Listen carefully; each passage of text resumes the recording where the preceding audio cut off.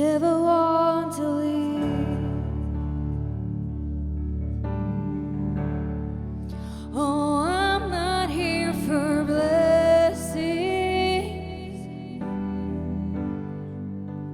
Jesus, you don't owe me anything more than anything that you can do. I just want you.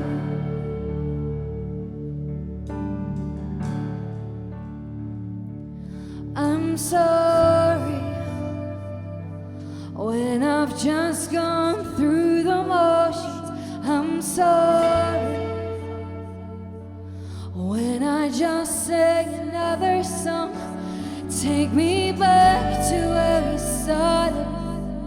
I open up my heart to you.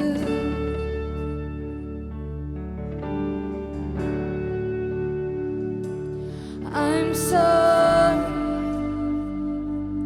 when I've come with my agenda. I'm sorry when I forgot that you're enough. Take me back to where we started. I open up my heart to you.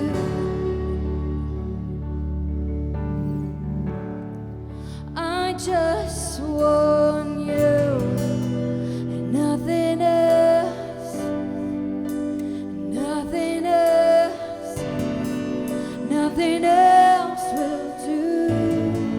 I just want you and nothing else, nothing else, Jesus, nothing else will do.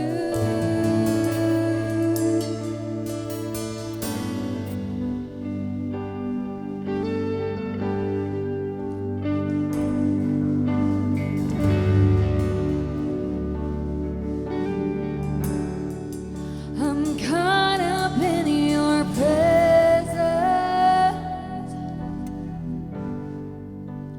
I just want to sit here at your feet. I'm caught up in this holy moment. I never want to leave.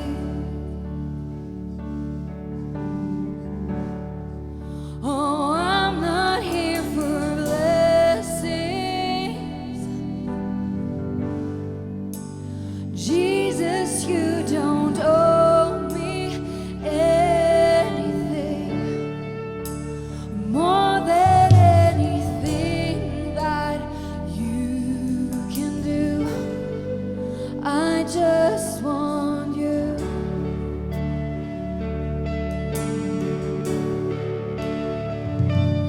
I'm sorry when I just gone through the motions. I'm sorry when I just sang another song. Take me back to when we started.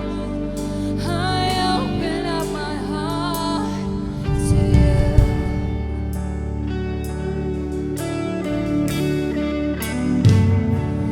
I'm sorry when I've come with my agenda. I'm sorry when I forgot that you're enough. Take me back to when we started. I open up my heart to you.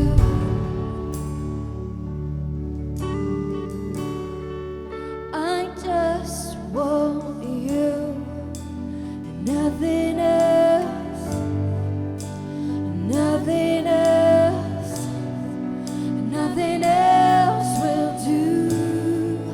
I just want you and nothing else, nothing else, Jesus, nothing else will do. I just want you and nothing else.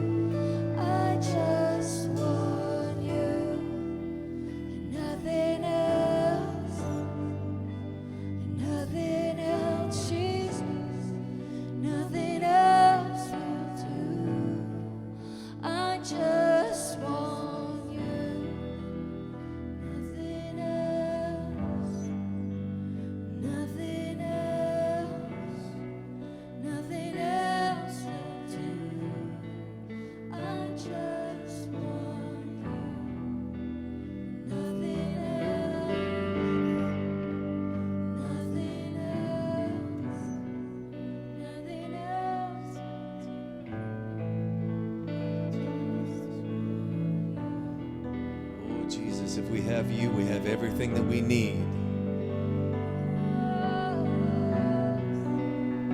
You are all we need, Lord. Fill us overflowing today with who you are.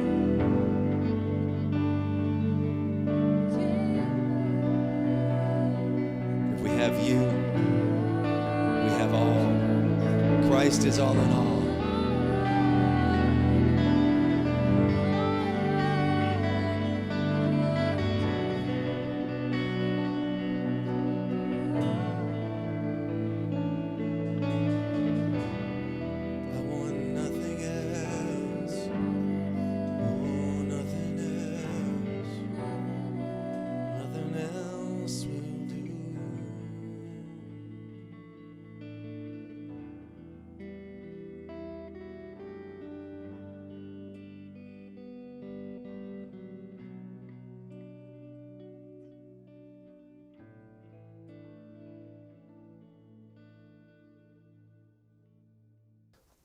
I like to start off with something funny, but it's getting really hard to find funny things.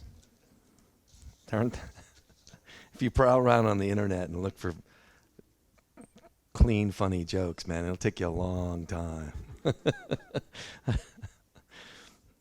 So I went to a Jewish site because I just sometimes think they're a little bit funnier.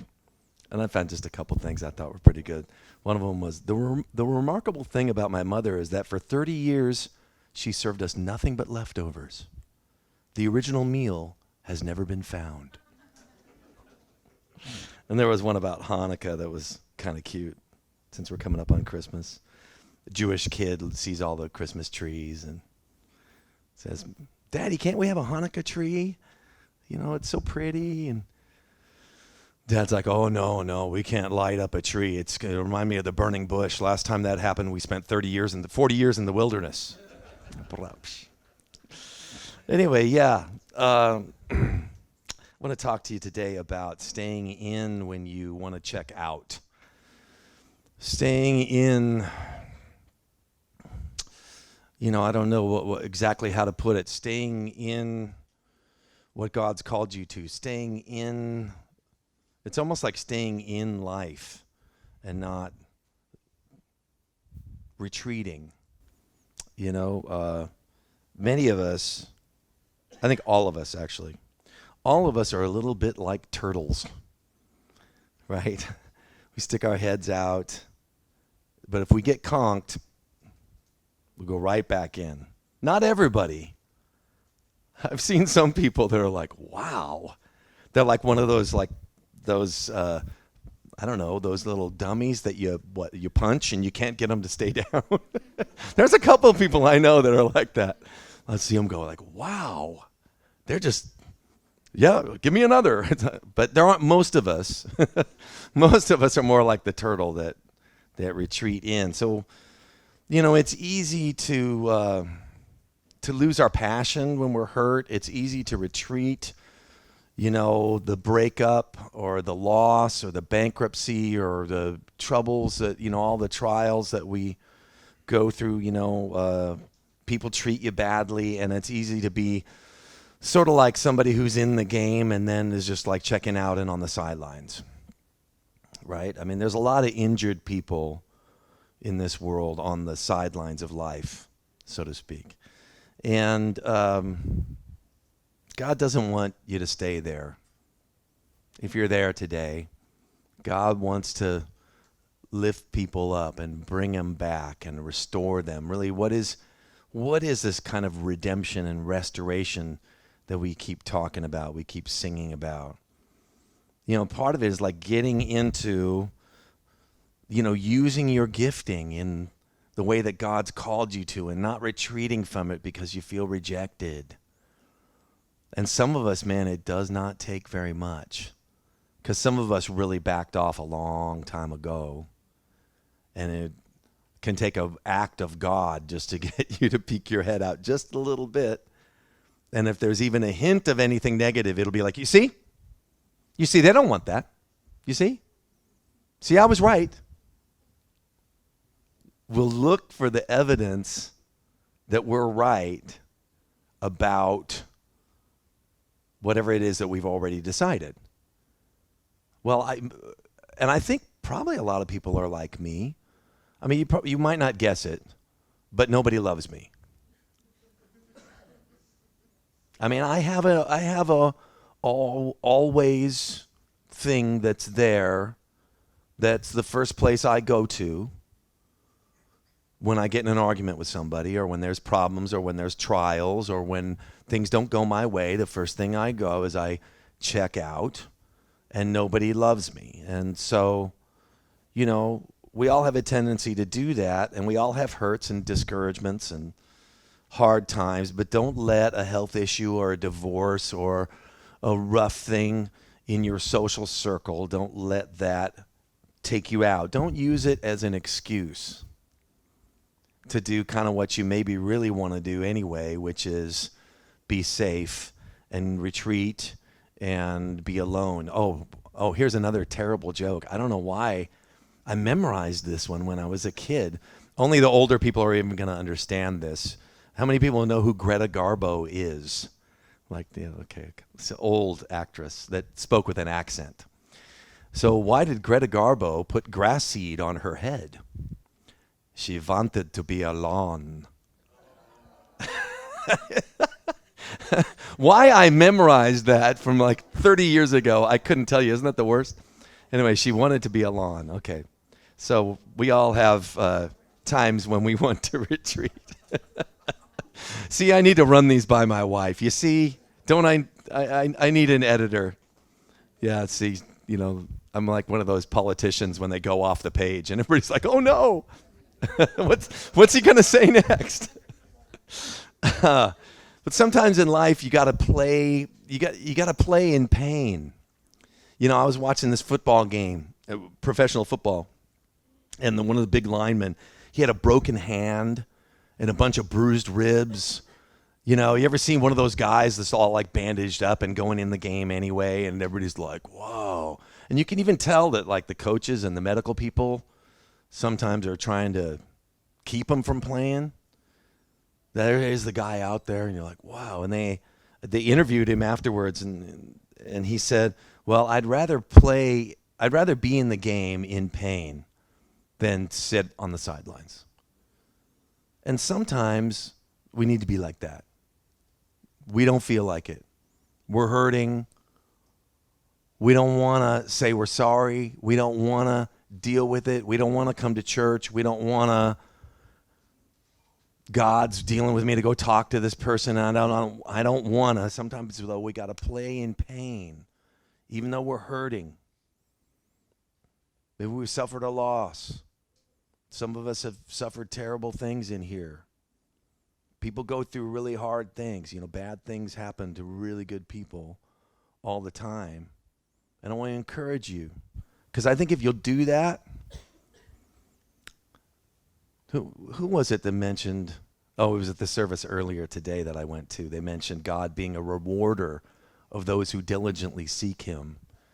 And I think we can look at that verse. I think we might be able to look at that. That's Hebrews 11:6.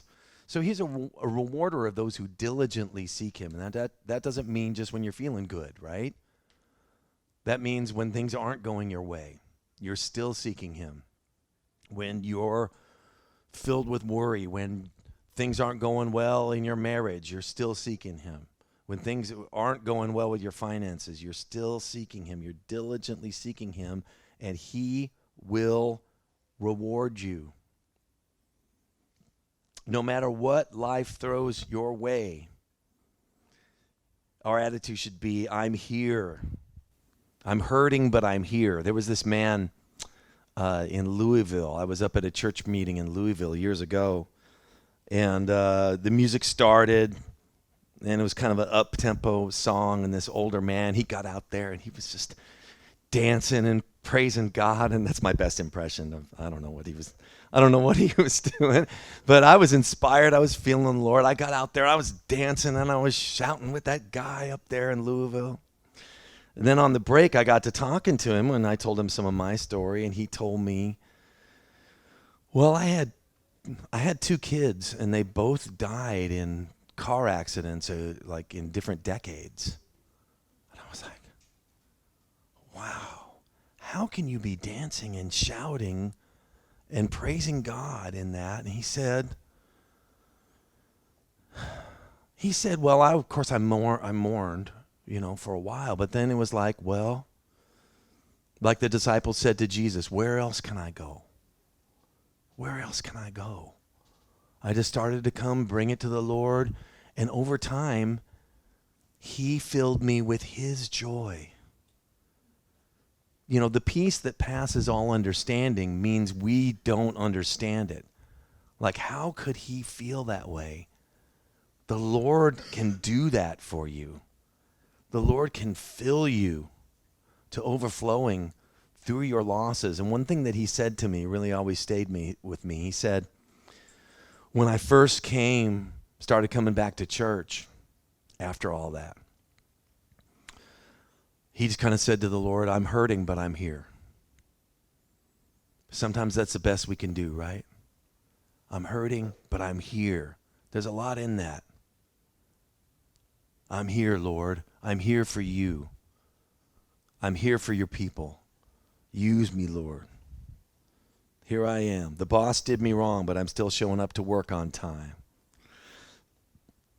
In other words, I'm going to keep my word, and I'm going to do what's right, even though things aren't going right for me. Right? And here's something that happens when we're hurting and when we're going through stuff, is we can get ingrown.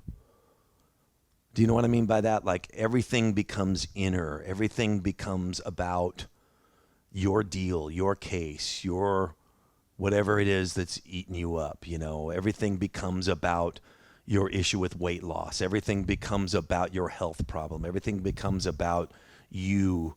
Have you ever had those people where you call them up and ask them how it's going, and then 20 minutes later you're still trying to cut in? Right?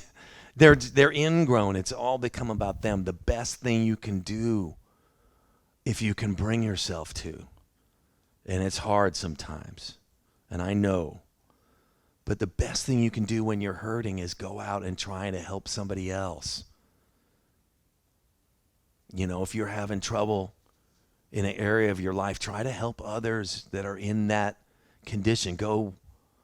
You're having trouble in your marriage. There was this young woman going through a terrible, terrible divorce. Like one of those ones that you're just like, oh, sweet young lady looking for the right guy, finally finds the right guy, turns out to be the wrong guy, right? Double life, abuse, all of it. And you're just like, oh no, that poor girl. And she's calling up her dad going, I think I'm having a nervous breakdown. I can't leave the house. She said to him, and of course he's looking for help. The dad called up a preacher friend, and, he called her after some time went by and said, listen, you're going to have to, nobody can help you out of this. Your family's praying. Everybody's trying to help you. But you're going to have to bring yourself out of this. You're going to have to take a step.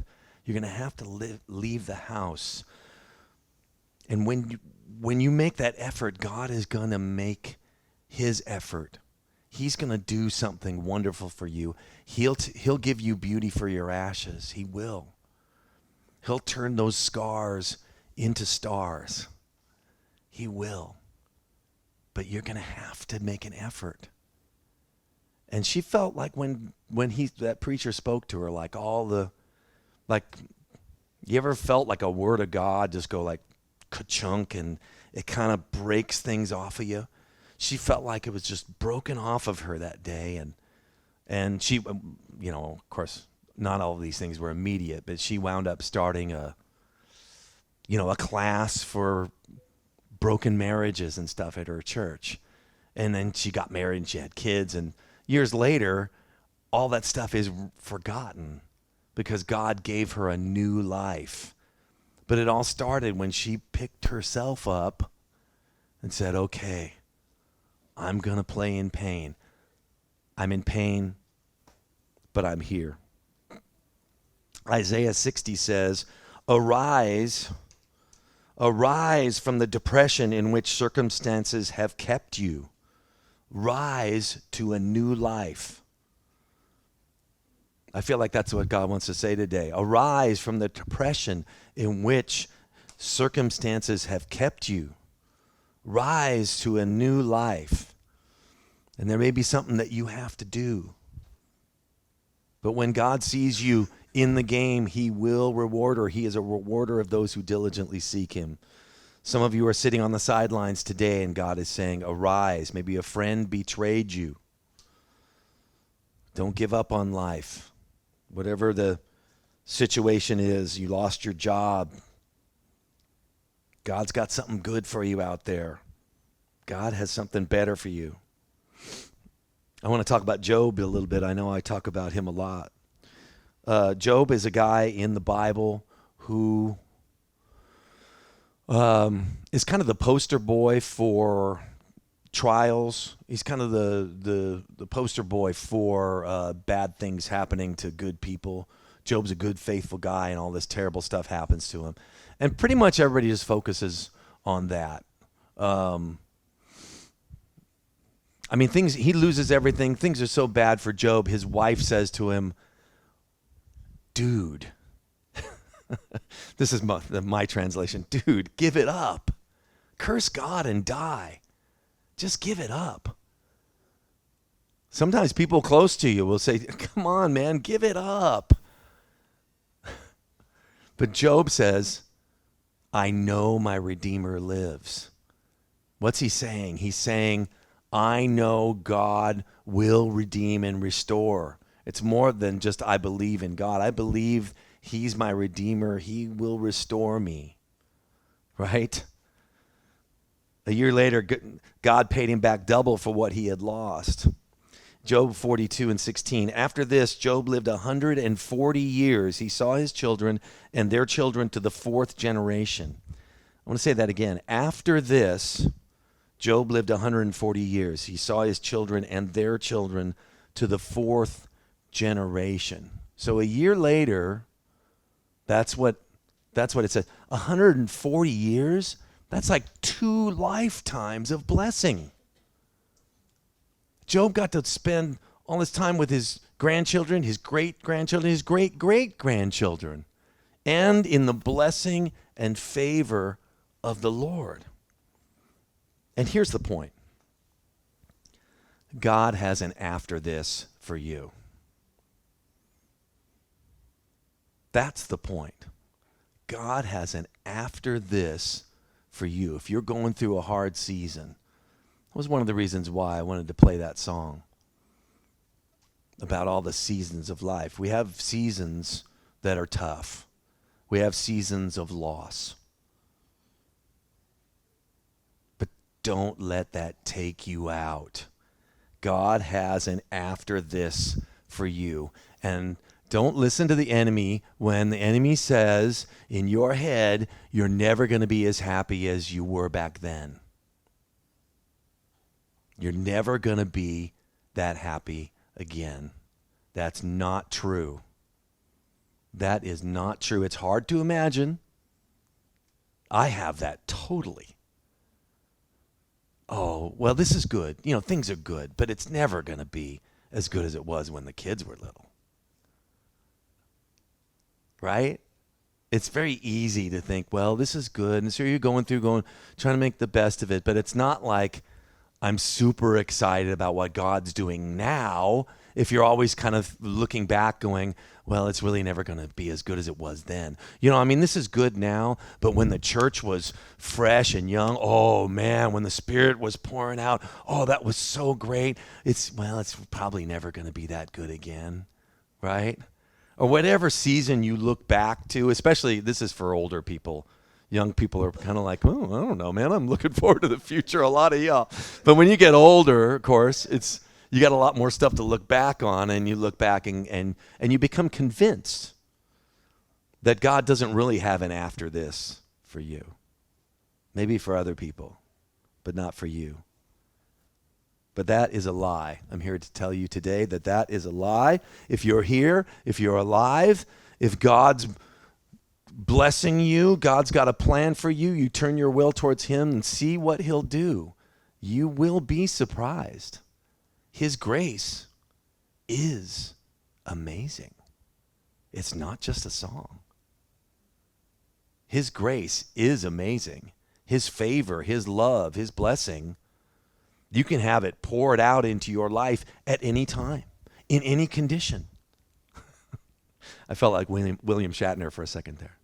At any time, in any condition. It's true though, right? It's not dependent on anything. This is what's so amazing, folks. You can have it in any place at any time. It's not dependent on age. It's not dependent on talent. It's not dependent on money. It's not dependent on geography. It's not dependent on intellect. It's not dependent on talent. It's not dependent on any of that stuff. All you have to have is a willing heart for God to use and say, here you go. That's what I did. That's what I did. This is like, well, take the pieces of this heart. We sang that song the other day. I also wanted to mention Ruth. There's a young woman in the scriptures named Ruth. One of the things that we don't really think about Ruth is how hurting she must have been. I mean, remember, her husband died, right? Ruth goes into this Ruth is in Moab. Naomi is in Israel.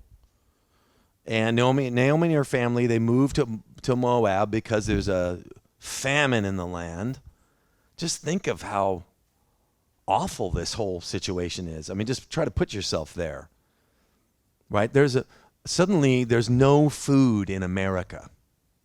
And we've all got to either starve or move to Mongolia or something, in some obscure place that you're you're a foreigner, so they move down there and they meet Ruth. Ruth marries one of Naomi's sons, and then all the men die, including Ruth's husband.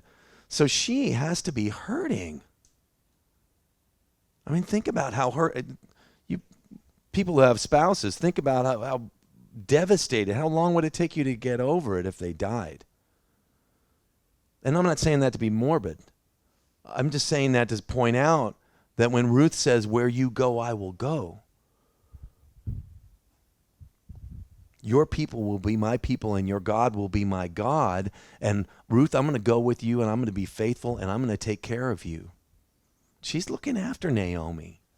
Did I say that wrong? Oh, sorry. You can change that. Can you do that in post? Right, exactly. But you know what I mean. So Ruth is looking after Naomi. Ruth says to Naomi, I'm going to go wherever you go. She goes back to Israel. Okay, I'm going to leave my homeland and I'm going to be this widowed refugee. That sounds like fun. I mean, and she had to be just devastated, but there she is going out in the fields, doing what she knows to do, doing the right thing. Keep doing the right thing through the pain. Keep showing up when you don't feel like it. I'm sure Ruth didn't feel like it. I mean, it doesn't sound real fun to go gleaning in the fields anyway, at least to me, right? But there's Ruth out there in the heat of the day, and most of you know the story. She meets Boaz, the richest man around, basically, owns a lot of fields around there, and he falls in love with her, and they get married, and then they have a son. They have Obed. Obed is the father of Jesse, and Jesse is the father of David, the father of Christ, right? But Ruth could have very easily sat in Moab when her husband died and said, it's over. It's over. You ever felt like it was over? I lived many years in it's over. It was tough to convince me otherwise, actually. If anybody tried to talk me out of it, I'd give them all the evidence why they were wrong. So God had an after this for Ruth. And you may be in pain today. You may have some hard things to deal with. But don't let bitterness and disappointment set the tone for your life. God is saying, arise. Get back in. He's got an after this for you. Wipe away the tears and dare to be like Ruth and say, I'm going to arise and get back in it. If you'll continue in love, continue in his word, continue to reach out, he will restore you. And say, if you take your will and say, I'm going to do your will, Lord, no matter what happens.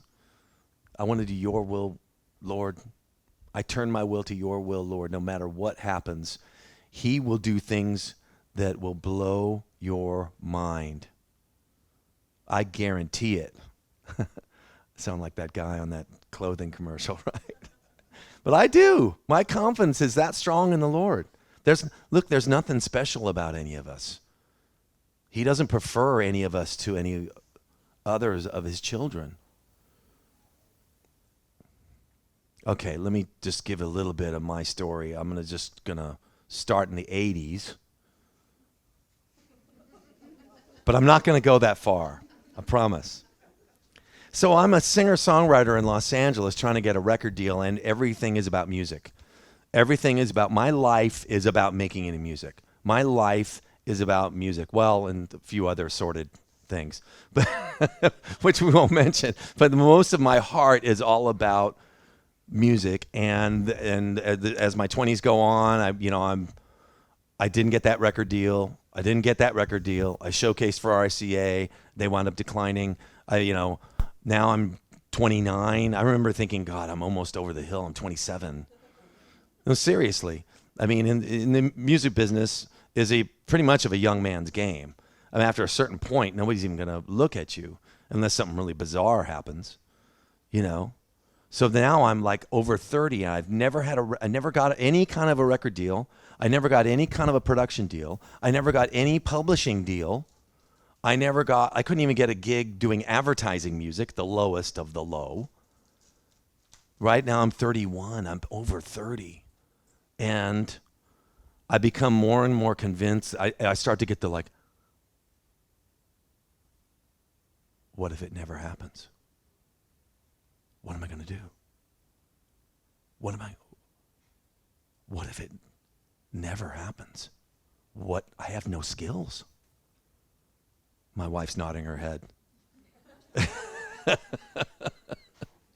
It's true. I mean, I burned every bridge. I was like in that Buddy Holly movie, the Buddy Holly story. I think he says they're trying to get him to have, what do they call it? Stuff to fall back on. And he says, I'm not going to fall back. I don't want to fall back. And that's the way I was. So there I am, 32. I can only make like $50 a night playing like covers. And I'm 33. And this is how it's going to be. I guess I'm just going to live my life playing in bars. I can never have a family. All my relationships, I couldn't have a working relationship. It just didn't. Nothing ever worked. Mostly my fault.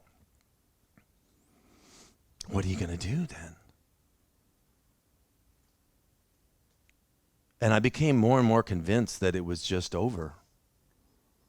It was just, I guess I'll just ride the rest of my life out as best I can. I had no clue. And Sherry, who's now my wife, but wasn't then, we met at a mutual friend's wedding. Well, we reconnected. She had followed me around in some of those bars in those days where I was playing. And I don't need to go into all the details, but we knew each other. And she said, why don't you try Nashville? And so I started to think about Nashville, and I visited, and I really liked it. And then I was so depressed. And so what do you do when it's over? When it's just completely over? And so I started to pray, and I felt like I should go to Nashville. I mean, God started to speak to my heart. And so I had a Hyundai hatchback that barely ran, and a keyboard and a guitar and a tape deck and a dog, and I drove out here.